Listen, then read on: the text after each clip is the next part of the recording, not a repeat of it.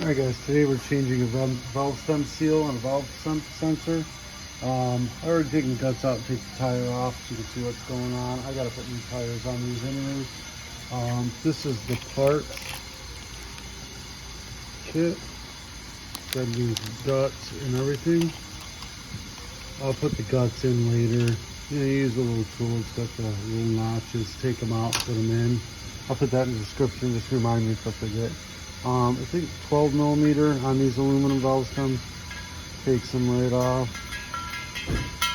So just unscrew that, break it free and then unscrew it. So you got to unscrew. You'll see there's a washer in between the two. And then the rubber seal is right down there with a whole nother washer. Now a lot of times you can just tighten this up in, like this one I probably could have just tightened up in. But I got to take the tire off anyways.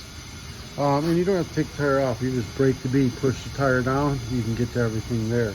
But if you drop this, it goes in the tire, you're not going to get out without popping that tire off. I mean, you might, but you're going to play hell doing it. And then you're just kind of pushing it up out of there and get it out of there. Get her going. And then it's not a washer underneath, it's just that. So we're going to replace it. The grease that we use is really just soap. That's all it is. So you want to probably soap it up a little bit just to make it kind of slide on a little easier. I mean, dish soap will work as well. I mean, oil or grease would probably work fine too. Get the old freaking washer out of there, old guy out of there.